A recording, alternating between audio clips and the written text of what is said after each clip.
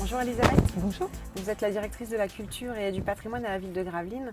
Et cette année, pour votre service, il y a une grosse nouveauté avec l'organisation des journées euro-régionales des sites fortifiés les 29 et 30 avril prochains.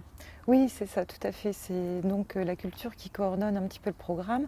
Mais évidemment, c'est un travail collectif qui se fait avec l'ensemble des partenaires et des acteurs habituels, à savoir les associations impliquées dans le patrimoine, l'office de tourisme, l'espace Tourville, et puis les structures culturelles et artistiques de la ville qui vont tous participer avec leur spécificité à cette manifestation. Oui, donc de nombreuses expositions, des visites guidées, des animations tout au long du week-end qui font un peu la part belle au patrimoine de la ville, qui est à redécouvrir vraiment donc à la fin du mois. Vous pouvez nous en dire un petit peu plus sur le programme? Oui, donc effectivement, au niveau du programme, il y a à la fois des ateliers, des expositions le long du chemin de ronde dans les corps de garde, des animations dans le jardin Carnot ici avec le kayak, et aussi des animations avec des déambulations un petit peu plus spectaculaires avec des acrobaties ou alors de la musique, de la jonglerie, au niveau de l'embarcadère Vauban et au niveau de tout le centre-ville.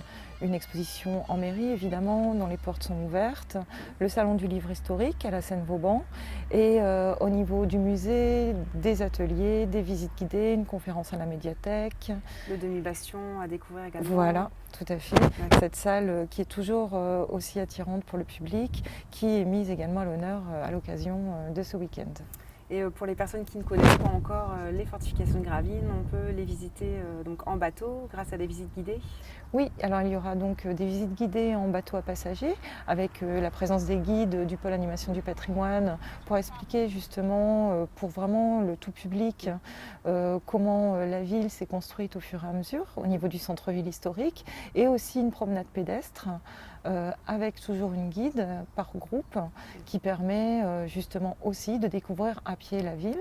Et on propose également un rallye vélo en autonomie avec un guide papier cette fois-ci, un petit questionnaire qui permet aux familles en autonomie de justement faire un beau parcours sur toute la cité et de la découvrir aussi de cette façon-là. Oui, donc en bateau, à pied, à vélo, on peut vraiment tout faire à Oui. Gravelines. Pour les familles, il y a également le jeu de loi géant qui sera positionné sur la place Albert d'Anvers. Oui, tout à fait. Donc le jeu de loi géant avec des questions, des petites énigmes, des défis aussi pour tous les participants, qui permet justement de découvrir différents lieux, puisque à chaque question il faut trouver la réponse ou la solution, et donc se rendre dans les bâtiments historiques ou dans les lieux d'exposition pour avoir les solutions. Donc un programme riche et varié, on ne peut pas tout énumérer aujourd'hui tellement il y a d'animations, mais on retrouvera bien sûr dans le programme. Oui, donc le programme papier qu'on va retrouver en dépôt dans tous les lieux culturels et tous les lieux de vie de Gravelines et des alentours, donc qui est à disposition du public pour en savoir davantage. Et également ce programme qui sera téléchargeable au niveau du Facebook de la ville de Gravelines et du Facebook Gravelines Patrimoine, qui a été récemment créé pour présenter justement toutes les animations patrimoine. Merci Elisabeth. Merci, au revoir. Animation, visite guidée, exposition, il y en aura pour tous les goûts à l'occasion de ce grand week-end festif. Je vous invite à venir découvrir ou redécouvrir le patrimoine gravelinois.